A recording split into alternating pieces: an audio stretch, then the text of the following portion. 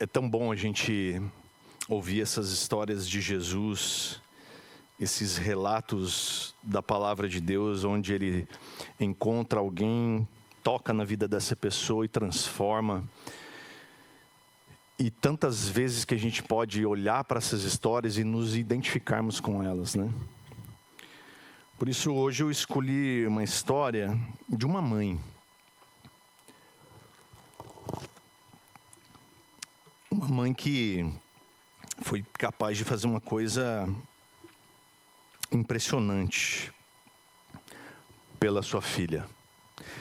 E mães são capazes disso mesmo. Mães são capazes de coisas incríveis pelos seus filhos. A verdade é que uma mãe, ela se preocupa mais com o seu filho do que consigo mesmo. Mães são capazes de fazer literalmente qualquer coisa para livrar um filho do perigo, por exemplo. Eu estive fazendo uma pesquisa sobre coisas impressionantes que mães fizeram. E a lista é gigantesca. De mães que deram a própria vida pela vida de um filho. Mães que deixaram de comer para que um filho pudesse comer. Mães que arriscaram a própria vida para salvar um filho. E aí eu destaquei duas aqui. Uma moça de 21 anos, mãe de uma criança de 4. Quando ela vê essa criança atravessando a rua, correndo para atravessar a rua, ela corre e dá tempo só dela empurrar a criança, mas ela não consegue escapar. Uma mãe é capaz de coisas como essa com ímpeto, pelo simples instinto de ser mãe. Uma outra que grávida, quando aconteceu um tiroteio, ela se jogou sobre o seu filho pequeno. Enquanto todo mundo fugia do local, essa mãe não. Essa mãe teve o instinto de se jogar em cima do filho e ficar em cima dele, enquanto os tiros aconteciam ali. Mães são capazes de coisas impressionantes. Mães são capazes de se agarrar à fé, por exemplo, em favor do seu filho, de uma forma surpreendente. Eu já vi com os meus olhos mães desesperadas recorrerem a Deus com todas as suas forças por amor de um filho, clamando a Deus pela vida do seu filho.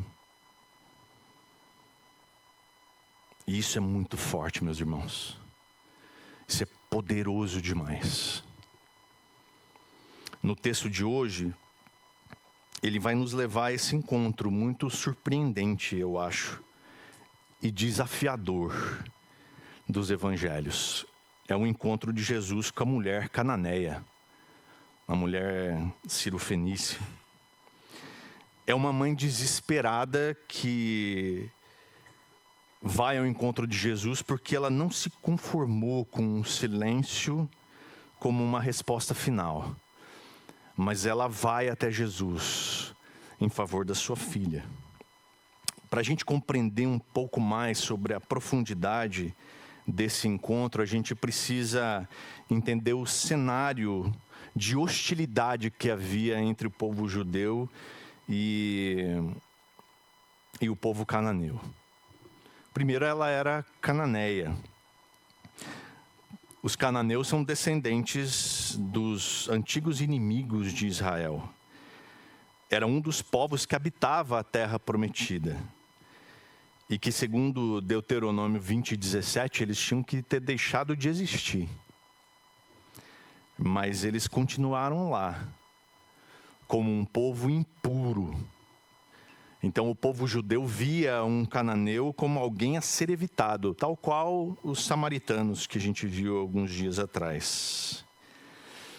E Mateus vai chamar ela de cananeia, ao contrário de Marcos. Marcos chama ela de Cirofenícia, mas Mateus faz questão de dizer que ela era cananeia, para justamente conectar a história de Israel, para dizer que aquela mulher fazia parte de um povo odiado, considerado impuro pelo povo de Israel. A segunda coisa é que ela era mulher. No contexto judaico da época, era inimaginável que uma mulher estrangeira, desacompanhada, iniciasse uma conversa com um mestre, um rabino. Então, ela era cananeia e mulher.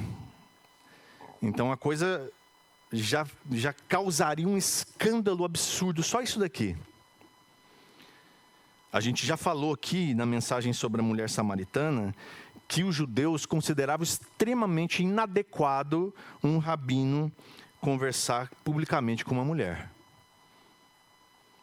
A terceira coisa é que ela era considerada impura religiosamente. Então, conversar com ela, se aproximar dela, te tornava impuro também. Os cananeus, eles cultuavam outras divindades. Eles eram vistos como opostos à religião judaica, à fé judaica. E a terceira coisa aqui é que ela tinha uma filha, segundo o texto que nós vamos ler daqui a pouco, horrivelmente endemoniada. O que naquela cultura significava que ela já seria isolada socialmente, haveria uma vergonha muito grande na sociedade e na família, e além disso haveria uma condenação espiritual. Então essa mulher estava numa situação muito, muito difícil. E pela primeira vez, nós vamos ver Jesus deixando a sua terra natal e indo de forma deliberada ao encontro de gentios. Ele sai da esfera dos judeus e vai ao encontro de gentios. Um pouco antes do capítulo 15 de Mateus, esqueci de dizer o texto que nós vamos estudar, capítulo 15. Antes, no capítulo 10, Jesus já havia enviado os apóstolos ao povo de Israel. Mas é possível que a mensagem do Evangelho pudesse ter sido rejeitada entre o povo de Israel. Porque a gente vê as instruções de Jesus muito claras a respeito disso. Jesus, ele faz valer aqui, com essa ida até esse povo gentil, o convite de Deus de Isaías 55:1, que diz: aquele que tiver sede, venha a mim e beba. E ele também, o próprio Jesus, convida em Mateus 11, 28 a 30, quando ele diz assim: venham a mim todos vocês que estão cansados e sobrecarregados, e eu os aliviarei.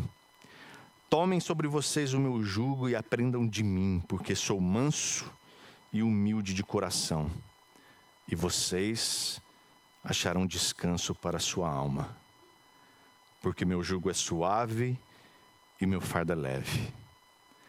Para mim esse é um convite especialíssimo, que me faz um afago no coração nos dias que a gente vive. Nesses dias de correria desenfreada, de desespero, eu procuro me lembrar disso que Jesus diz: venha a mim, você que está cansado, sobrecarregado, porque eu vou dar alívio. Então essa mãe aqui, essa mãe cananeia, ela carregava em si todas as barreiras possíveis. Barreira étnica, barreira religiosa, de gênero e uma barreira social. Ela era talvez a última pessoa que deveria se aproximar de Jesus, mas no entanto ela faz, por amor à sua filha. Ela vai quebrar todos os protocolos. Vamos ler então Mateus capítulo 15. Nós vamos ler dos versos 21 até o verso 28.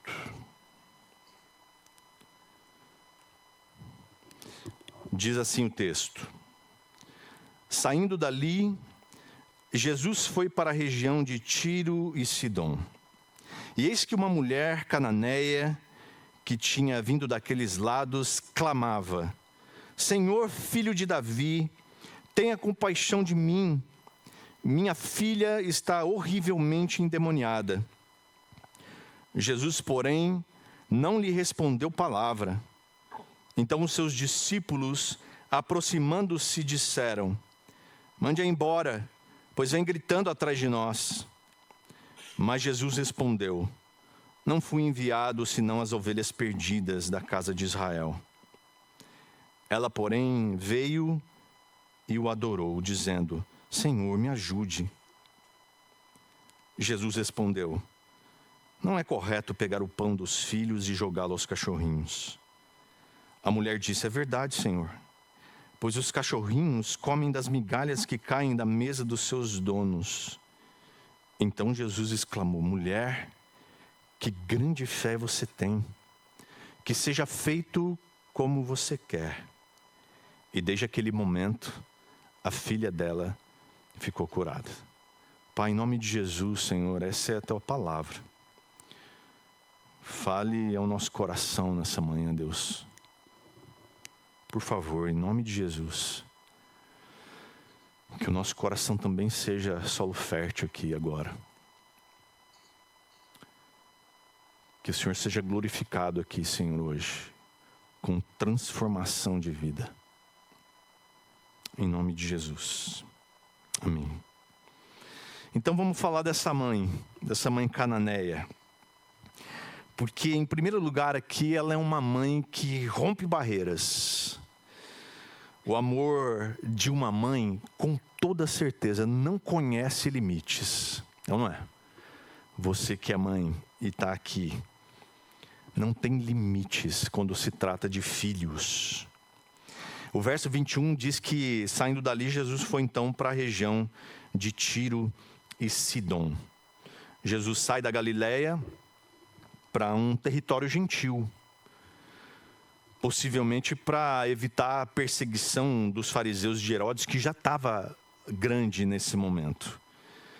Ele já havia matado João Batista, então a situação já estava meio complicada e Jesus resolve se retirar para talvez sair um pouco, evitar um pouco essa turbulência que havia ali na Galileia sobre as coisas que Jesus havia já dito e feito até então. Tiro e Sidom eram cidades portuárias, cidades importantes ali daquela região.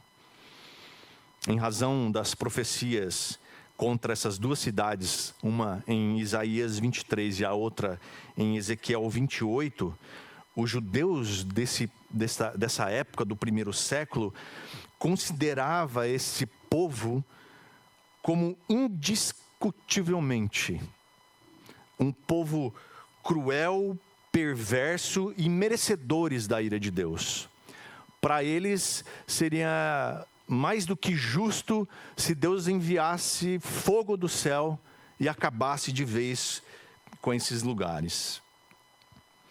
Mateus apresenta Jesus cruzando a fronteira, Jesus indo até esses lugares, mas ainda dentro da sua influência, da fama que começava a permear a vida de Jesus, mesmo em território estrangeiro, a presença dele não tinha como passar desapercebida. Mesmo em lugares onde não tinha um povo judeu, Jesus aparecia lá e as pessoas sabiam exatamente quem ele era. O verso 22 diz que eis que uma mulher cananeia que tinha vindo daqueles lados clamava: Senhor, filho de Davi, tenha compaixão de mim, minha filha está horrivelmente endemoniada. Essa frase começa com eis que. De forma surpreendente surge uma mulher, não para Jesus. Jesus foi lá só por causa dela, meus irmãos. Jesus não fica surpreso com a intervenção, com a aproximação dessa mulher. Mas ela surge. Ela está vindo daqueles lados estrangeiros, só para encontrar Jesus, de quem provavelmente ela já ouviu falar. Ela já sabia da sua fama. Então, se tinha alguém que poderia ajudá-la nessa situação difícil com a sua filha, muito provavelmente era esse de quem ela estava ouvindo falar. Mateus, então, faz questão de identificar ela como uma mulher cananeia. E ele faz isso para associá-la aos inimigos pagãos de Israel. Para dizer, era uma mulher estrangeira e cananeia. Não porque ele talvez queira aqui dizer, olha como Jesus, né, conversava com inimigos, mas para mostrar que Jesus é de todos. Ela clama. E clamar aqui, irmãos, é gritar mesmo. É chamar alto. Ela clama por Jesus. Marcos, o relato de Marcos dessa mesma passagem, diz que ela chega e se ajoelha aos pés dele. Mas Mateus vai enfatizar aqui a ousadia dessa mãe, que não se importa com a vergonha do seu grito. Ela não está se importando se as pessoas vão achar estranho, vão se incomodar, mas ela grita por aquele que pode ajudá-la. Se você já viu uma mãe desesperada pelo seu filho, ela não está nem aí com quem está ao seu redor. Ela é capaz de atropelar quem estiver na frente. Mas ela não se importa em gritar e clamar por aquele que ela sabe que pode transformar e salvar sua filha. Então ela clama. Ela chega clamando por Jesus. Às vezes, meus irmãos, nós escondemos tanto a nossa dor, que a gente sente até vergonha de clamar por Jesus. O título que ela dá para Jesus aqui é notável. Ela diz, Senhor, Filho de Davi. Ela reconhece Jesus como o Messias judaico. Lembra, ela é estrangeira. E ela está chamando Jesus por um título messiânico aqui, Senhor, Filho de Davi. Ela sabe com quem ela está falando. Ela sabe quem é Ele e do que Ele é capaz de fazer. Ela reconhece que Ele é o Messias. Coisa que até muitos discípulos provavelmente ainda não tinham plenamente assimilado isso. Como gentia, ela não deveria conhecer esse título, mas ela conhece. E muito menos usar esse título com tanta confiança. Mas ela o faz.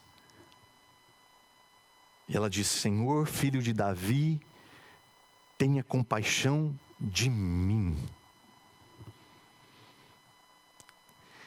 Quem está sofrendo é a filha. A filha está endemoniada. Mas ela clama porque ela se identifica com a dor da filha.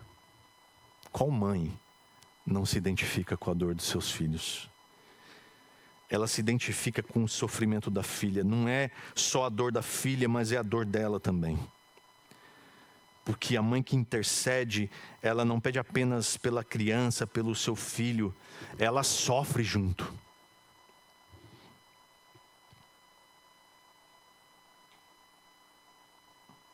A dor dessa mulher era tanta, era tamanha, porque a sua filha era atormentada de uma forma terrível por uma possessão demoníaca. Irmãos, não tem nada mais terrível do que um filho entregue às trevas.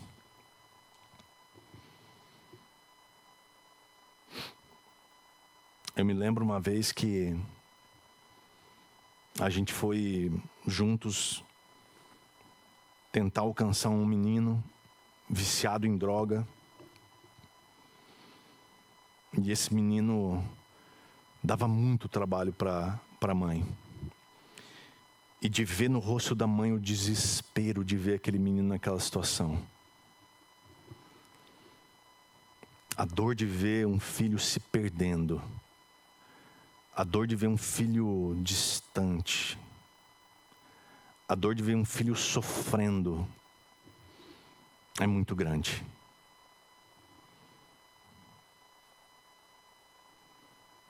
Ontem eu vi com os meus olhos, e eu acredito que eu posso citar isso aqui. A nossa irmã Hélida, que pediu socorro lá no grupo do Relógio de Oração. Portanto, orem por ela. Por causa do seu filho. E ver a Hélida agarrada à fé dela, lutando pelo filho, me arrebentou.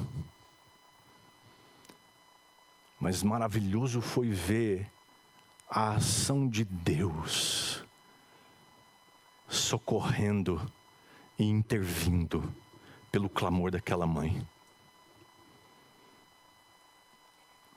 O verso 23 diz que Jesus, porém, não lhe respondeu palavra. Então os seus discípulos, aproximando-se, disseram: mande embora, pois vem gritando atrás de nós. O silêncio de Jesus é ensurdecedor. Ele não responde nada. Jesus ignora a primeira petição da mulher. Diferente dos discípulos. Os discípulos não. Os discípulos estavam incomodados. Os discípulos queriam que ela fosse embora. Mas não é indiferença de Jesus. É teste.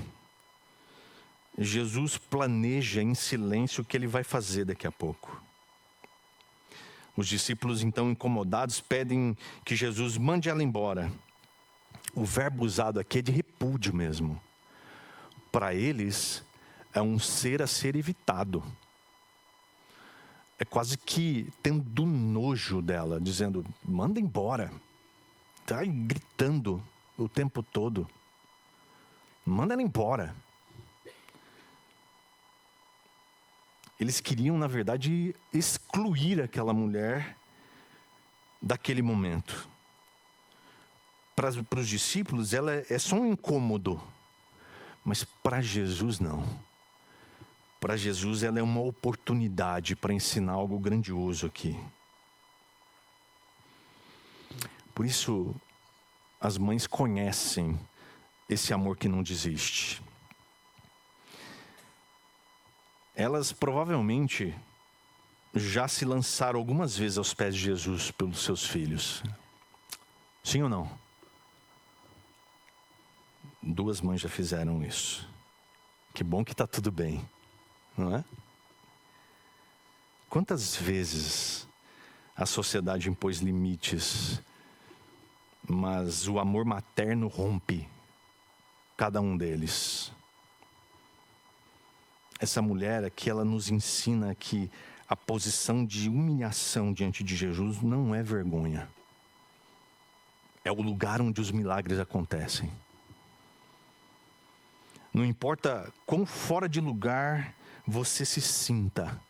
Essa mulher estava fora do lugar dela. Não importa quantas barreiras pareçam intransponíveis, mas lance-se aos pés de Jesus. O amor de uma mãe é talvez a expressão mais próxima do amor de Deus. Um amor insistente, um amor intenso, um amor livre de segundas intenções, capaz de tudo. Em segundo lugar, a gente vai ver aqui, nos versos 24 a 27, um diálogo, no mínimo, desafiador. A fé verdadeira, ela não se ofende com o silêncio de Deus, ela persiste e responde com humildade. Ela não se rebela, mas age com humildade. Verso 24 diz assim: mas Jesus respondeu: não fui enviado senão as ovelhas perdidas da casa de Israel. Mateus, de fato, ele enfatiza aqui no seu evangelho que Jesus inclui gentios no seu reino, no seu plano. Mas ele também salienta que Jesus concentra em primeiro lugar o seu ministério em solo israelita. E esses que foram esquecidos pelos seus líderes espirituais, como a gente vê também nas instruções aos 12 do capítulo 10.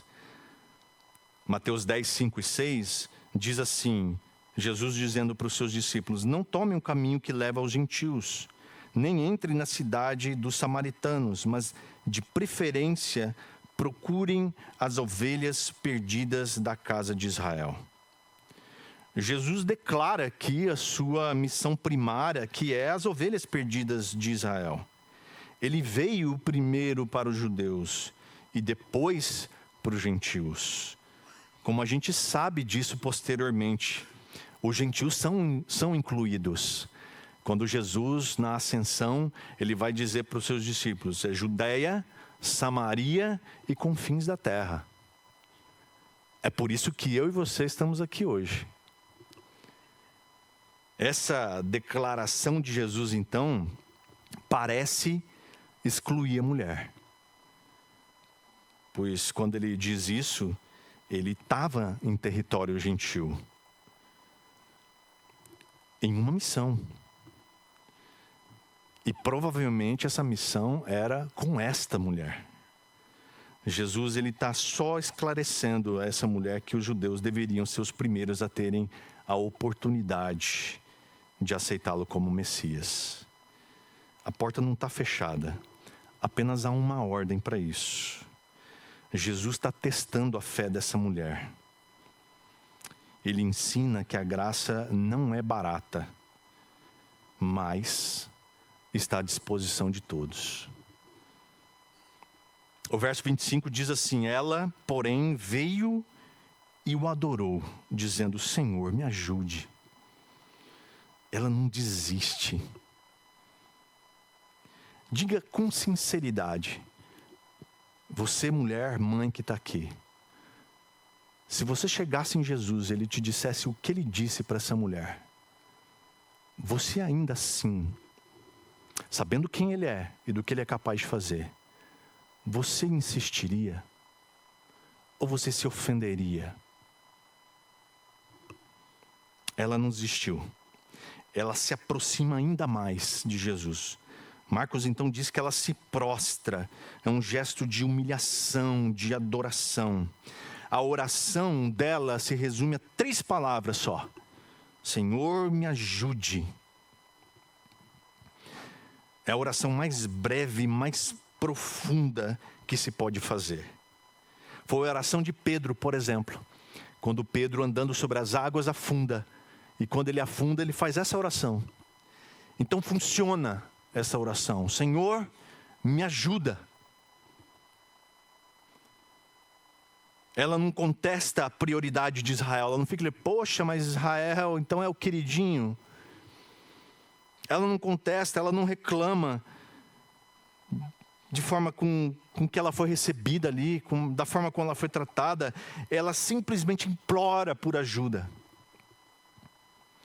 Eu e você, nós sabemos de uma coisa que ela ainda não sabia, mas ela esperava. É que o Senhor resiste aos soberbos e dá graça aos humildes. Como nos disseram Tiago e Pedro. Ela esperava por isso, mas eu e você sabemos. Mas a fé dela ainda vai ser forjada.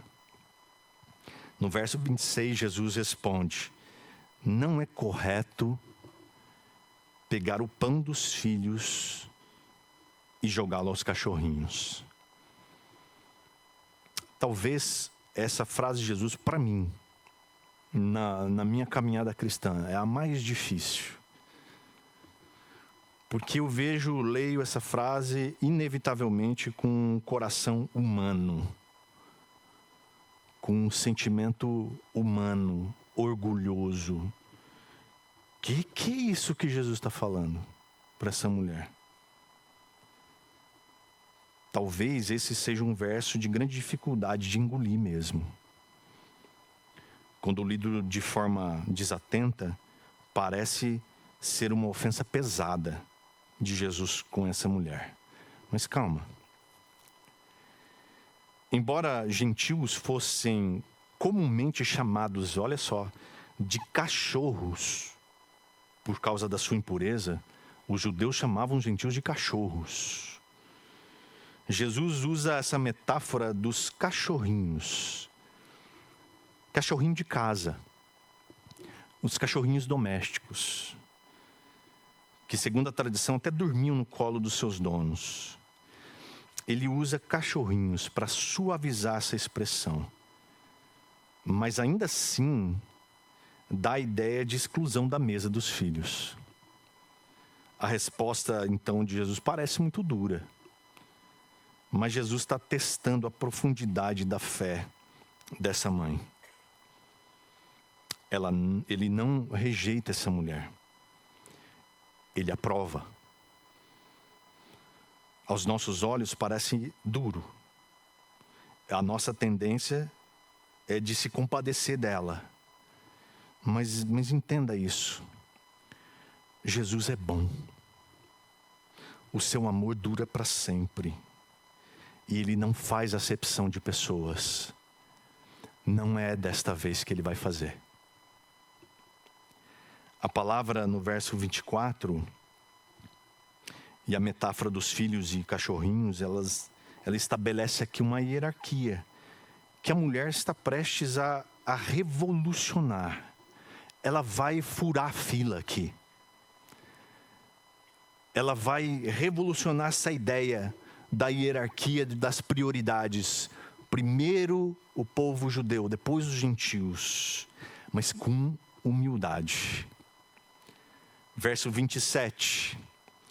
A mulher disse: é verdade, Senhor, pois os cachorrinhos comem das migalhas que caem da mesa dos seus donos. A declaração de Jesus simplesmente significa que ele tinha uma obrigação maior de servir os seus contemporâneos judeus. E não que ele desprezasse os gentios. A mulher respondeu que Jesus não precisava negligenciar os judeus ao atender às necessidades dos gentios, como a dela, por exemplo.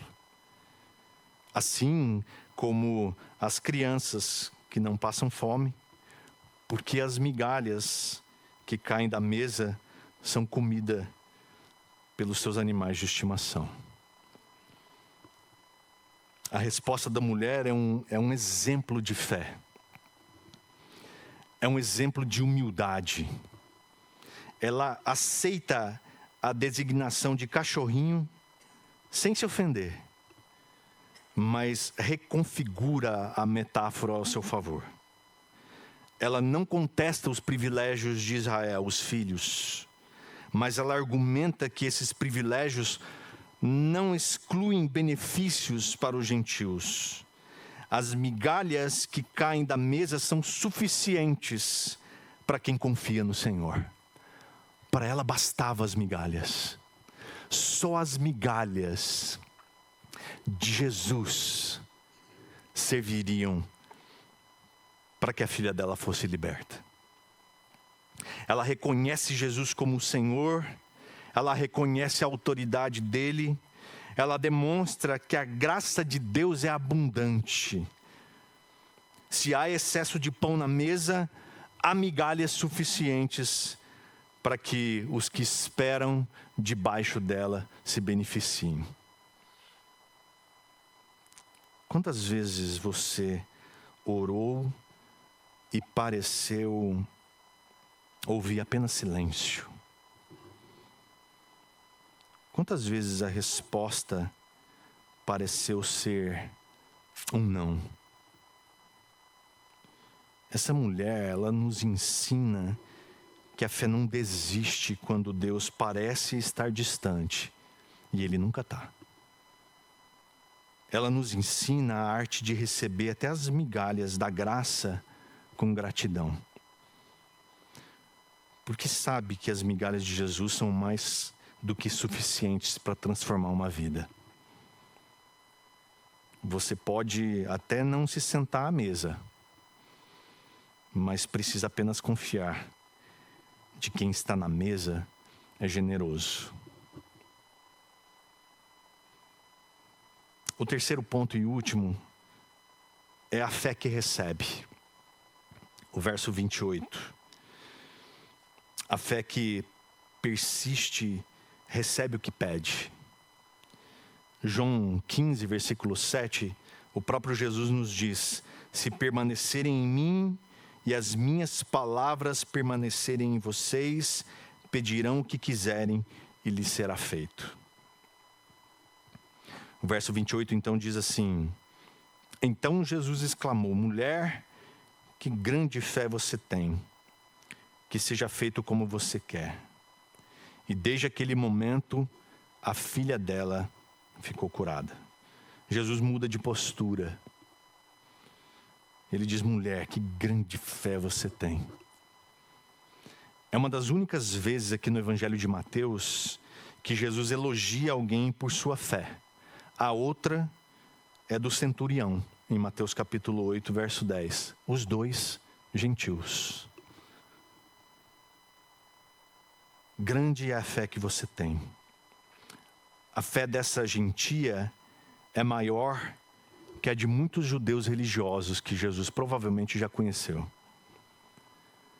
Mateus faz alguns contrastes com fé pequena dos seus discípulos. Enquanto essa mulher tem a fé grande, olha o que ele diz em Mateus 6,30.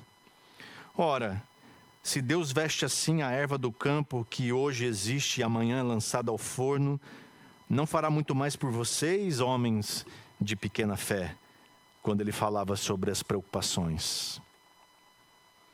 Mateus 8,26 diz assim: então Jesus perguntou: por que vocês estão tão medrosos, homens de pequena fé? Enquanto ele acalmava uma tempestade. Mateus 14:31.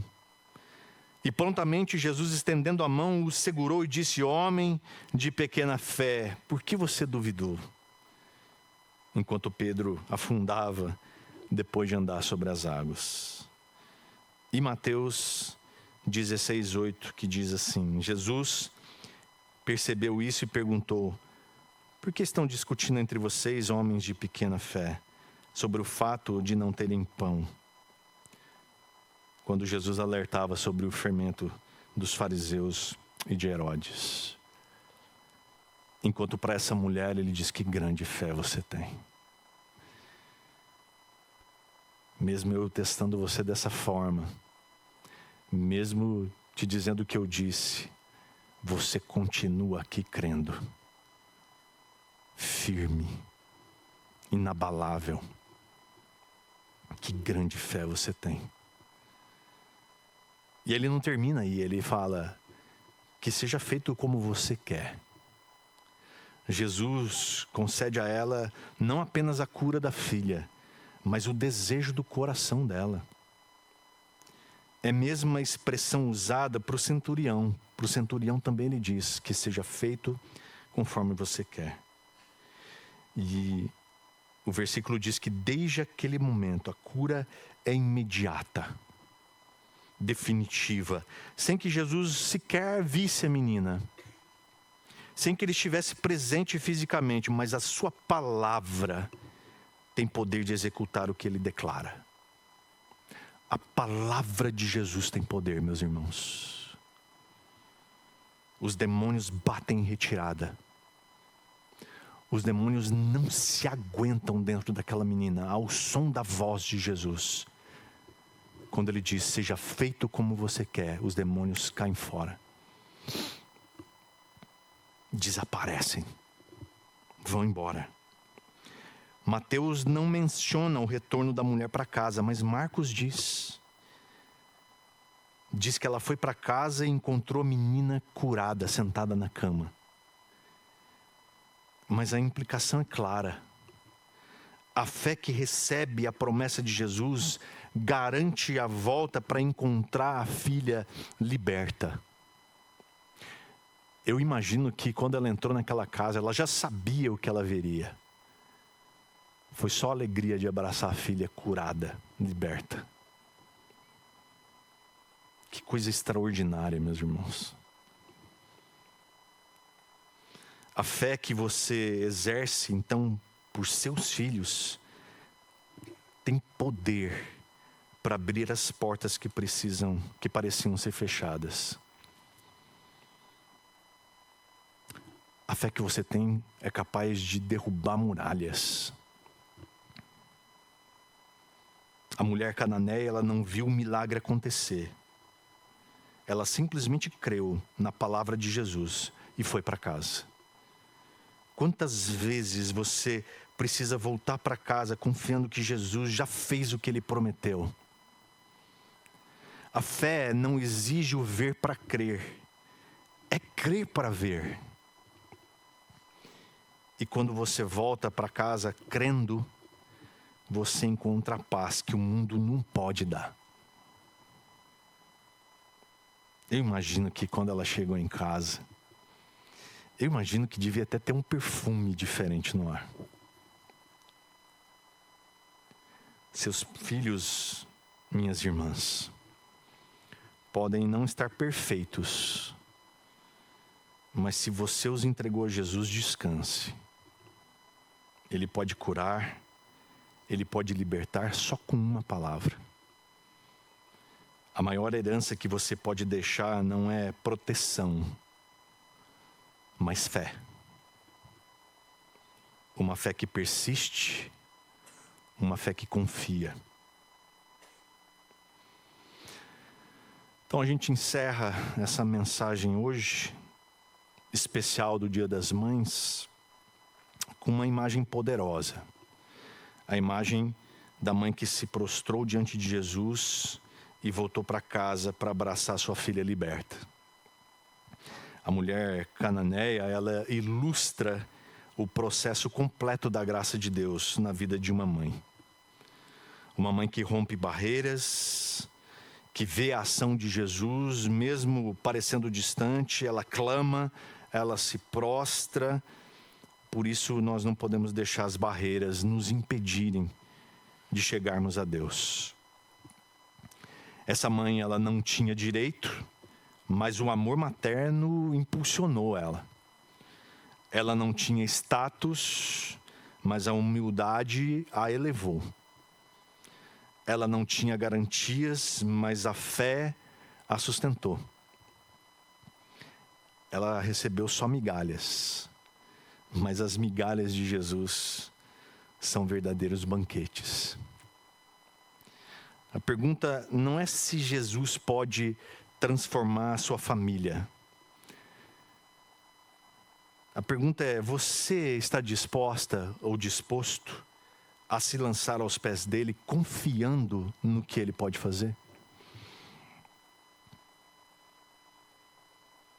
Mães e pais também, vocês são os primeiros intercessores dos seus lares. Não subestimem o poder de uma mãe e de um pai que oram. Não subestimem o poder da palavra de Jesus. Que nesse Dia das Mães, cada uma de vocês seja lembrada não apenas pelos cuidados que vocês têm com seus filhos, mas pela sua fé. Fé que quebra barreiras, fé que persiste na dificuldade, mas também uma fé que volta para casa e encontra paz. Amém? Vamos orar? Pai, obrigado, Senhor, pela Tua palavra. Que em nome de Jesus, Deus, nesse domingo de Dia das Mães, nós possamos meditar, Deus, nessa palavra e entender que o Senhor é bom e que Sua misericórdia dura para sempre. Graças a Ti, meu Deus, nós fomos incluídos na família de Deus. Não apenas mais os judeus, mas os gentios também. E juntos somos a igreja do Senhor. Deus, obrigado, Senhor, por esse presente maravilhoso, que é a Tua palavra que liberta, que cura, que transforma. Obrigado, Deus, pela transformação que o Senhor tem operado em nós. Em nome de Jesus que nós oramos, agradecidos, Deus, que o amor de Deus, o nosso Pai, a graça do Filho, nosso Senhor e Salvador Jesus Cristo, e a comunhão do Espírito Santo esteja sempre conosco, todos os dias, a cada instante, em nome de Jesus. Amém.